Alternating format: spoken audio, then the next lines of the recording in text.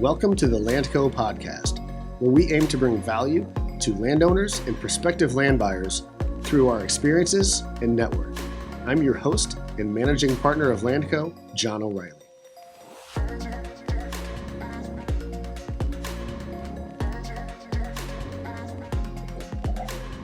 Hey guys, welcome back to the Landco podcast.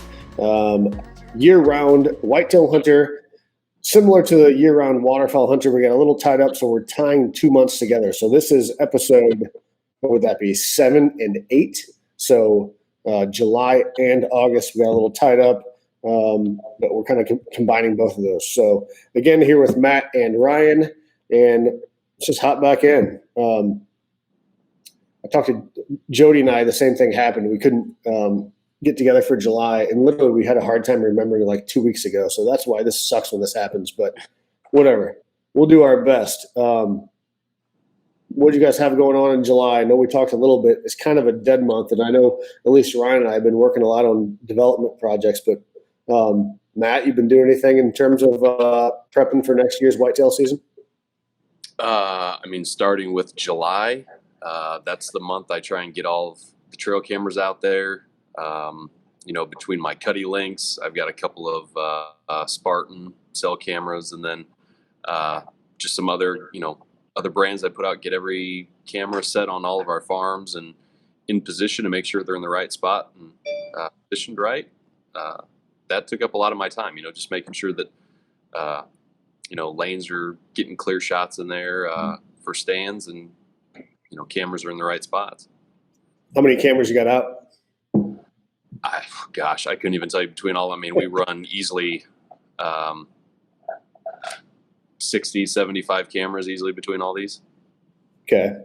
And I think we'll probably get into cameras a little more, because I have a feeling that's what Ryan was doing a lot of in July and August as well. But so we'll get into like the method of where you put those and why, and what happens when you get one that you want to target. But sure. That kind of the same thing you've been doing, Ryan?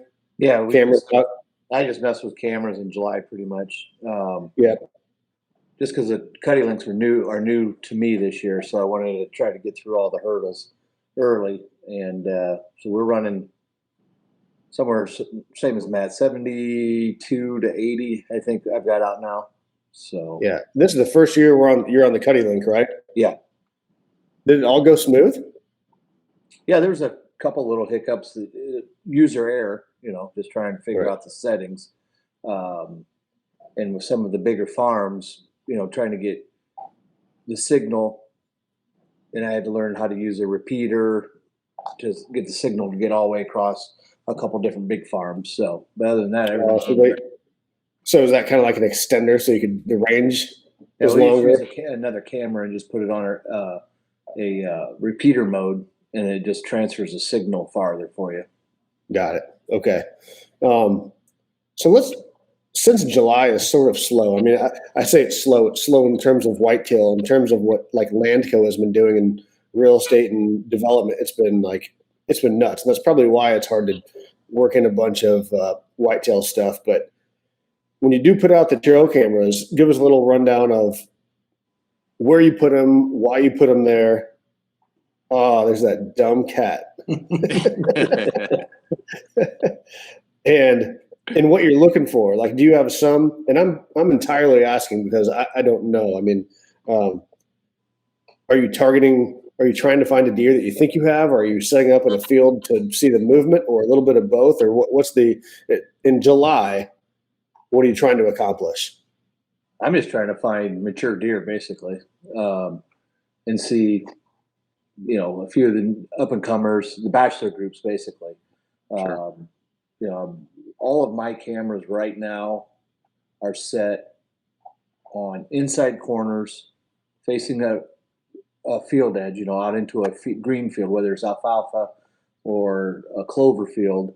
I will start moving some of those cameras as our fall food plots now start to grow. All of my fields are set up to where there's a 15-foot border around them. So I've got a nice area to get pictures in these transition spots where they'll come out and they'll feed in that alfalfa strip prior to going into the beans or the corn.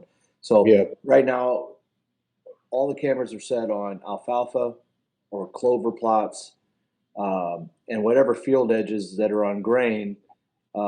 Most of the cameras are on beans at an area where I know that they're going to come in and out of. And then what cameras I have set on corn are usually in the back pockets of fields that the deer are just annihilating the corn. I mean, I've got areas that are, there's 5 acres of corn that isn't three foot tall because the deer just wiped it all out. So I don't have any cameras at all right now in the timber at all. Is it because it's too thick, or just because they're all coming out to eat anyways? They're cut. Most of the bucks are still in bachelor groups that I've seen, so they're all. If you get them out on field edges, I think you're using better use of the camera than versus in the timber just getting them on a trail. Right. So right now, as October rolls through, I'll transition almost all the cameras to scrapes. Okay. Once the scrapes start, then I'll move a lot of those cameras to scrapes or known travel corridors that I know that they're using. Yeah, we'll be using. Is that what you're doing, Matt? Just trying to locate deer? Oh, for sure. Like Ryan said, right now they're they're bachelored up right now. I like him. I've got the big edges, along our fields that I can get pictures in these transition areas. So I like setting up on those. The big open, travel corridors from bedding into food sources, our green food sources. Right now, we've got some nice trails cut that I know these deer use to come out of their bedding area into the green plot. So I like to set up on those, as well as some nice creek crossing areas, where it's not too steep.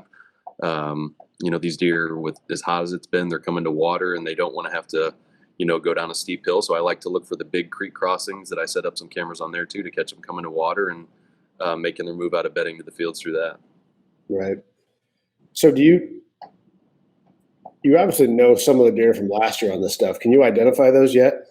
Like, are you seeing deer that you want to see that you can say that's the deer that we saw last year? For sure. I've got 2 to 3 that we had, a lot of pictures of last year, hoping to get them this year to see how they grew. And thank goodness they're pretty easy to identify. And thank goodness, too, that they've also put on a lot of inches this year, exactly what we were hoping for. But you didn't send me any pictures? Man, it's one of those things, you don't know who's listening to some of these podcasts sometimes. And I got to watch some of the neighbors to make sure they know what deer I'm talking about. But no, I'll get you some pictures. We can pop those up on the next podcast, because these are a couple of these deer are ones that I'm going to have to go after early on, just knowing their travel patterns. Well, if nothing else, hang on to them. So when we do this in October, November, we can match them up. Hopefully a picture of me holding a rack of one and some trail cam pictures. Right. So right now they're all out like fields. Is it too early to start patterning one so you can move stands around, or is this just like general area? Hey, we know there's a deer here we want to target. I mean, it varies. I think for me at least, and I think some people say, I think every farm is different. Some of these bucks, depending on the pressure, the time that they're coming out, the areas they're coming out now, it's going to stay pretty similar. Some bucks, you get into that second week of September and they change a little bit depending on what's going on out there. Seeing how some of these deer on our farms are moving right now and comparing it to last year, I'm going to move a couple of stands around, just knowing what they started doing towards the first part of October, so that I can hopefully, kind of move in on that area a little bit better and maybe have a go at them. Well, and yours is a little different, right? Especially that farm, which I think you're talking about, because you added plots too, right? You added stuff. If you're talking about that one, yes, we did add plots to that. That one, I am going to move a stand on that one because we've got one good deer, but I don't have enough intel on him yet to really know where he's going to be moving. We just started getting pictures of him, so I'm going to watch that a little bit more before I do anything. But one of our other farms, it's a real nice buck that we got pictures of all last year, and he was very killable early October, and then he kind of, but he needed one more year, so I'm going to target him early season before he starts getting a little flaky in November. And you've got a few pictures of him? Oh yeah, he's a good one. You got any pictures of any Ryan that you're after? Not really. He always says no. He's yeah, just a couple, but Hey, not. we got several nice deer, but nothing like earth shattering. I mean, Right. just some good deer. But Does that For worry you? those people who don't know, when Pudick says he's got a couple of nice ones, you know, those like are 170. dream to a lot of people. Right. Does I that will worry say that you? there is our pictures are very encouraging this year as far as the amount of deer. Total number of mature deer? Total number of bucks across the board, young bucks, 3 and 4 year olds, very strong numbers. The fawns, I mean, we've got a ton of fawns, and I don't know what maybe predation is down a little bit this year. I don't know, but we've got a lot more fawns than I remember on camera. Yeah. Was it a mild winter? Again, I have a tough time remembering like last week, but was it a mild winter? Yeah, relatively speaking, yeah. We didn't get any of the real big cold snaps like we did the year Right. before.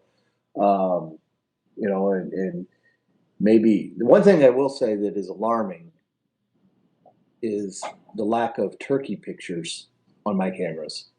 Really? Our turkey population, I used to get tons of turkey pictures, and I'm not getting very many at all. And that, I don't know if that has anything to do with our bobcat population. There's people out there that are way smarter about this stuff than I am, and I don't know what it is, but our turkey pictures are way down. I mean, I remember getting 50 turkey pictures a week. Yeah. And I'm getting 5 at most. You know what? It's weird that you say that because, and we literally have never talked about this, but the last 2 or 3 farms that I've looked at, all of them have said the turkey just aren't there recently. Yeah. Which is, and I didn't think anything of it until you said that. Are you seeing that, Matt? You know, I hadn't, I've been in such a deer mode here lately. I've not really, thought about it, but, looking through all the pictures, yeah, it makes sense. I'm really not getting that many turkey pictures right now. I've seen some, being out, going to check a couple of cameras on some field edges, but I've not really gotten a lot of pictures of turkey lately. It's kind of weird. Well, we'll keep an eye on that. So you say a bunch of good ones, Ryan. Is it you're not like, do you worry that you haven't got some that you're after already, or is it too early to be concerned about that? No, I'm very pleased with what I've seen so far across, all the farms. There's just a great crop, and I don't know. Like I said, there's several guys out there that know way more about this than I do, but it just seems like we've got such a good crop of 3 and 4 year old deer that maybe we're getting on the backside of that EHD. Yeah. We've had 2 wet springs in a row that I think does help the deer tremendously. I don't know. I can't put my finger on it. We've got and multiple people that I talk to on a weekly basis are saying the same thing about their farms, that they are very, very pleased with the results of their camera surveys so far. Right. So. But in terms of, which is very that's great to hear. But in terms of one that you're like, yes, that one I want to shoot. If you haven't identified it yet, at what point do you get worried that it's not out there? Or do you? I don't. I know that there will be one that'll show up. There'll be one of those. I've had it where I didn't even know what target deer I would go after until the end of September, 1st of October, because all of a sudden, the bachelor groups break up, and then you'll get a picture of him out of nowhere, and you're like, boom, there he is, and then all of a sudden you'll start putting the pieces of the puzzle together and figure out kind of his core area. Right now I'm just kind of in the just kind of investigating what's out there. So no, I don't have a target deer so far for this year.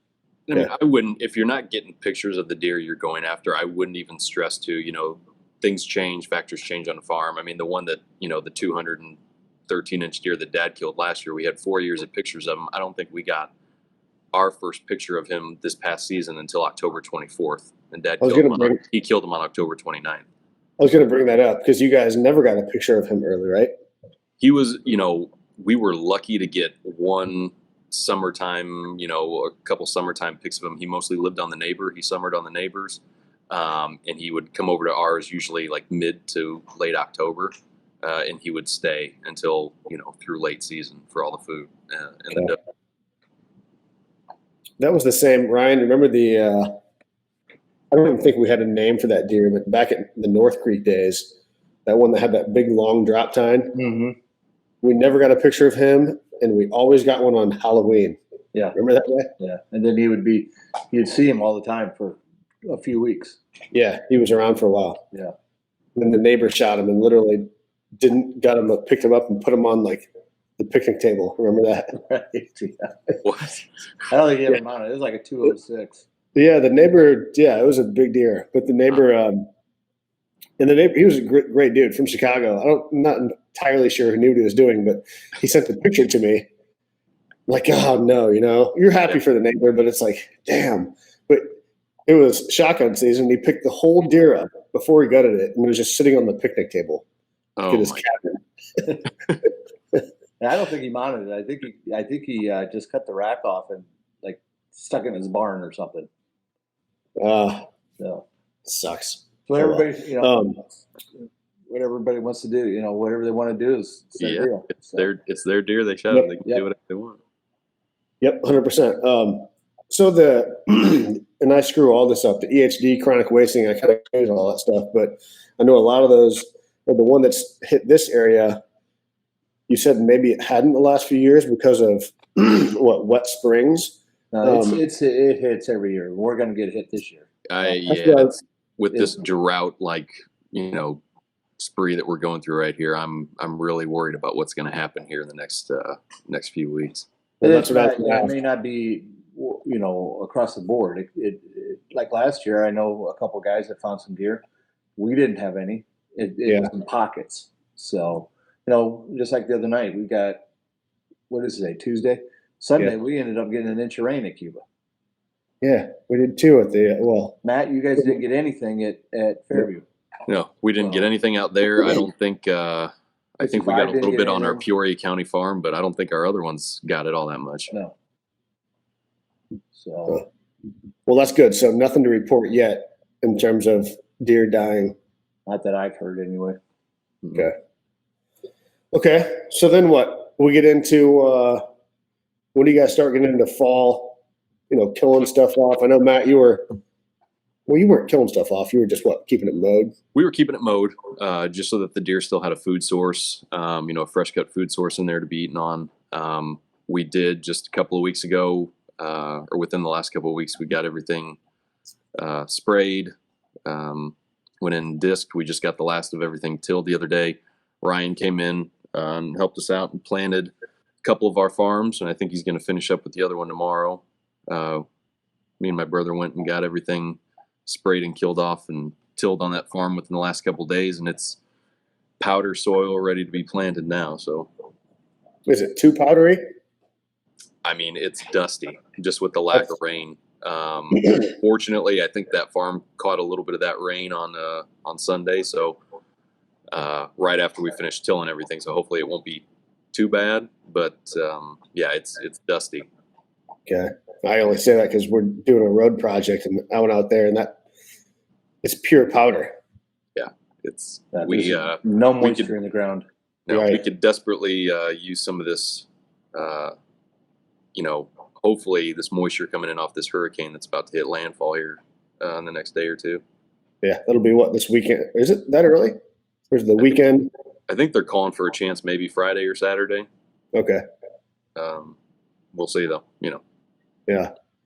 So what'd you put in? You put in mostly green stuff, right?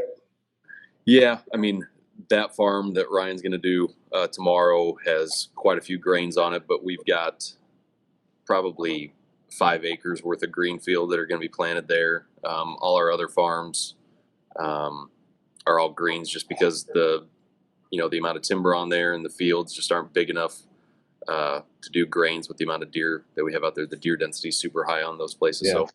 So yeah, all green fields there. It's basically your turnips and radishes Yep. and winter rye, things like that. Yep. Okay. And we're gonna do hopefully this farm that we always talk about with Matt. Would you say that farm's like what 80-90% finished for you guys? I mean, I always think it's never completely finished, but I like, always say, or at least Dad says it's, he's done, and then the next year rolls around and there's about 5 other projects that come due, and Right. so yeah, I mean, we'll say that every year it's about 90% done. Let's call it. okay, well that's good enough. So we had talked about doing like a little video / podcast to that in like the fall. So for those of you listening that want to kind of check out some of the stuff that we don't do a very good job showing when we talk about it, are we good to do that in the fall? Yeah, for sure. Okay. I mean, that's I think that's one of those farms that if you were to see it now compared to when we bought it, it's had a complete makeover. And has it? It was good before, so it's sort of deceiving. But has it? Oh yeah. All the work you've done changed it as much as you'd hoped? Oh, for sure. One, it's become a place where, we originally planned for it just kind of be our hunting getaway to be able to stay out there and hunt and fish. And now it's a place where we go and, have people out there, to hang out.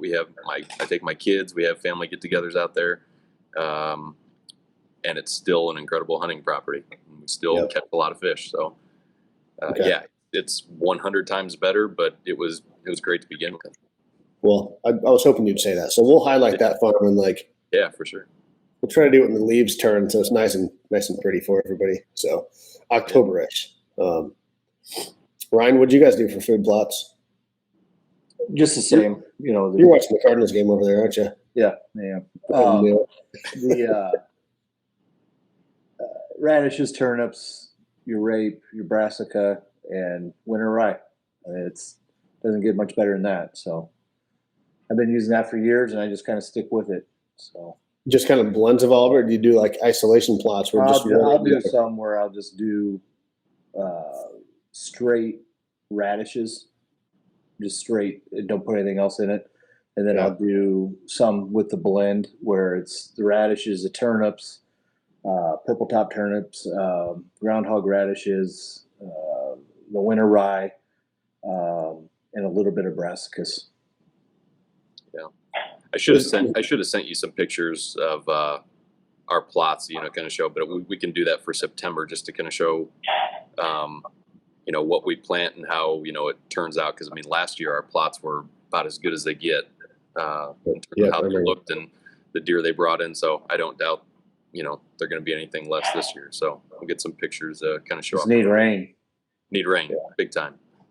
Yeah. Sounds like we'll get it this weekend. If not, looks like early next week we're good to go. Is there any way to tell like what and again, this is me because I honestly don't know. We plant this stuff, but I just plant whatever Ryan tells me to most of the time. Is there any way to identify what they hit more than others, or is it just that you have a variety of a little bit of everything to offer? I always ask. No, I asked Jody this question because Jody is. I don't know. Do you watch the Waterfowl podcast or listen to it? Yeah, I'd like to say that I do. I catch a few minutes here and there, but I couldn't tell you the first thing about bird hunting, man. So I feel like I know a lot about it. Jody is like next level. So it's cool to listen to what he says, and sometimes I can kind of like relate the waterfowl to whitetail hunting, and he's all about diversity. I'm like I got to plant corn for our members. Like they want corn, flooded corn. He's like, that's cool, but like it seems like the more you have, the better it works. And like when I hear you guys talk about all that stuff, it's like, well, maybe having a little bit of everything, is good for those deer at different times of the year. But yeah, because you don't like the ducks aren't going to eat that corn until they need it. which is Yeah. later in the season when it starts getting cold because they need that carbohydrate. So Yeah. they'll eat your millets, your buckwheats earlier, typically, and then Yeah. move on to the grain. Deer are the same way. They'll still eat corn in October, but they always tend to go to green before they go to grain. So a lot of times what I'll do is I'll plant on the inside part of my food plot the green, a couple acres, and then on the back side of that will be the grain. Where I intend on shooting that deer, hopefully, is in the green as they're transitioning going to the grain. Right. Those kind of transition areas. Right. Okay. But the green, and I get that, but when you say greens, you just listed off like 10 different kinds of greens, right? Like, Yeah, but right, like the first part of October, alfalfa, straight alfalfa, or whitetail clover. Those are your two biggest things that your deer will be on, and then they'll move over to your. They'll hit some of the brassicas and the radishes and turnips. Typically, after we get a frost or a couple frosts, because that brings all the sugars up into the leaves. So it's all kind of the time of year versus. I think it's the time of year versus what they want to eat. I think it's just because of the different maturities and the taste for, say, middle of October, and we've had two good hard frosts already. They may be in those turnips and radishes and the clovers more because of the sugars that have come up into the plant. Yeah. Typically, those big bulbs on those brassicas, you won't see those chewed on until after we've had a couple of really cold days on there. Yeah. And I normally don't see that till December, typically. Right. And maybe last year we had a freeze at what, Thanksgiving? I know we did for waterfowl. We were froze. We had to flip on our ice eaters and Thanksgiving. Yeah, I don't remember. I just know that they tend to eat those bulbs later. Yeah. At least for me, anyway. Yeah, and I mean, it's not to say you can't, hunt over those early season because I mean they eat the tops off quite a bit. Oh, yeah, have they eat the deer in those leaves. radishes. They love eating, the tops of radishes and everything. And Yeah. it's just you won't see them really, start digging those bulbs up and chewing on those until after we've had some really cold days. Right. So it's similar to the waterfowl in that you sort of need a little bit of all of it, just so they have it at different times of the year. Mm-hmm. Sure. So and this is not about your farms, but just a question that might help people listening. What if you only had a 40-acre plot or a 40-acre tract, okay? And you had what's the average on that, 2 or 3 acre food plot? 2 or 3 acres of food plots? Is that too small to do a mix of all that stuff, or would you, it's not? Mm-mm. You would still do a mix on that? Absolutely. Yep. I mean, our one of our farms is just over 50 acres, and I mean it's 55 acres, and I'd say what do we have on that place, Ryan? Maybe 7 acres. Yeah, maybe of food plots, and it's just a diversity of green fields through there, and that farm probably has more deer on it than some 200-acre farms. Right. And when you say a couple acre plot, and that is, I would say, the majority of landowners, that own a 40 or an 80 or whatever, they've got 2 to 5 acres to work with. I would definitely, one of the best, and I think Matt will agree with me. I mean, one of the seed dealers or seed companies puts 12 different seeds together, and it's remarkable how good that mixture is. And it matures; those plants all mature at different times throughout the season. So, for a guy that does only have a 2 acre or 5 acre food plot, and he can put that in, it's going to basically last the entire season for him. Okay. It's going to draw deer in at different times for him. Yep. So what if a guy doesn't have, and I only ask this because Ryan and I dealt with this, like, when did we look at that farm out by Hannah City? Was that 3 months ago or something? Mm-hmm. If a guy doesn't have the ability to put in food plots, whether it's from lack of funds or doesn't have control of the tillable because it's under lease, if you can't do those food plots you guys are talking about, is the next best thing to talk the farmer into putting in like a fire ring that has some of that stuff in it. So it's sort of a transition, sort of a food plot, sort of a fire ring, whether it's clover, alfalfa, whatever it is. If you can't do the food plot, is that the next best, or do you just let it go into grain at that point? No, I would. I'm a huge advocate of pulling those crops away from the tree lines anyway. You do it anyways, right? They don't. They You don't. do it. You know, you're putting fertilizer there. You're putting seed there, and the cost of this stuff is astronomical. And the coons, the deer, the trees, basically rob all the nutrients, and the animals, the deer and the raccoons and whatever, eat it all. So you might as well pull it away from the timber line and put a 10-acre or a 10-foot or 15-foot strip. Yeah. And it gives you accessibility, better accessibility year round. And two, it's giving something for the deer to eat. Plus, it also helps the turkeys. And it also helps, if you're lucky enough to have quail, because they all go into those, say it's alfalfa. They all go in there to eat. And the quail go in there to get bugs, so do the turkeys. So, I've got every farm set up that way, and anybody I talk to from a design side of things, I always recommend that. Yeah. I do too, even from I think you touched on it, but even from like an enjoyment standpoint of a farm, I'm going to say there's nothing worse. I'm sure like pure diehard whitetail hunters, it's not the end of the world, but like now, if there's no access strips or on fields or no trails, you almost can't go anywhere in a farm. Right. So like if I were to take my 8-year-old or 7 or 8-year-old out there just to play around, if you don't have that stuff, you almost can't do anything. I mean, one of our farms that we have, that's one of the case, and I usually only hunt it rut in late season, just because the farmer does plant to the edges, and I cannot go anywhere on that farm until after he harvests. So you just kind of stay off of it. Pretty much. And I mean, it's one of the best farms that I hunt, with the amount of deer that are on there and the quality of deer, but it's just, you cannot, it's not even worth trying to hunt anywhere on there until after the farmer harvests. Right. Okay. What else did you guys do?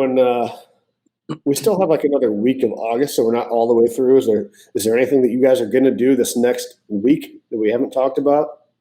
Let's get all of our dove fields ready. Dove fields. Yep. I'm mowing all mine Thursday, by the way. I got that all taken care of. Okay. I'm moving a couple of stands around, just trying to move in on a couple of these deer based on what they're doing. And besides that, I'm, starting to shoot my bow, get used to that, make sure I'm dialed in good. So yep. That's going to finish my month out. Nice. Okay. We can touch a little bit on dove. I mean, most deer hunters dove hunt. Have you started mow stripes at all? I mowed our first strips 10 days ago. Okay. And I mowed some more this afternoon. So what do you think? You're about 25% mowed? I'd say 50%. Oh, 50. Okay. Mm-hmm.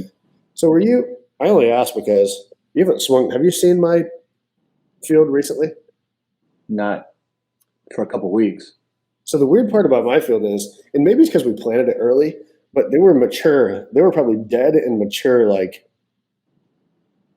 2-3 weeks ago. But so there were doves and blackbirds in there eating the seeds off of them like crazy. I bet we're 50% eaten already, and I haven't mowed not a one. Wow. That happened last year too. It happened last year too, yeah. Luckily this year they kind of like topped over a little earlier, so now they can't get to all of them. But so I was just going to mow mine like literally Thursday, maybe some Friday morning. And that's it. Try to do a midday Thursday and do everything you want to do, and then not touch it again until opening day. That's kind of the plan. But yours were that wasn't the case. Yours were like pretty clean, so you just started mowing them. No, we've got some weeds in ours, but I just need to get the birds started. I mean, clean in terms of like everything was. They weren't eating your seed or anything. Oh no, they're eating seed. Oh yeah, they're eating seed. Yeah. Okay. All right. What else? Anything else we miss? Any previews for September? I mean, that's when you guys start honing in on stuff. I'm going elk hunting, so Oh, that's see you right. guys October. You'll be back in October. You better start hitting the treadmill then. I know. No, September is going to be more just making sure I'm got all my stuff ready to go, shooting my bow, and really starting to, check my cutty links. So I'm not, I like to, leave the farms alone as much as I can during the month of September and just check my cameras on the outskirts, my cutty links, and see what these bucks are doing. Okay. Well, cool. Well, next month we'll talk about deer you guys think you've targeted and kind of what your strategy is going into literally next month is the last month before season starts. So at that point, we'll probably start talking strategy a little bit, unless that's top secret. All right, guys. Well, thanks for listening. That was again July, August, and we will be back in about a little over a month with the September episode, talking about kind of strategy heading into the season, which starts. That's October 1st, right? Or is it September? It's October 1st, right? October 1st. Yeah. Okay. So that'll do it. Thanks for listening. We'll catch you guys next time.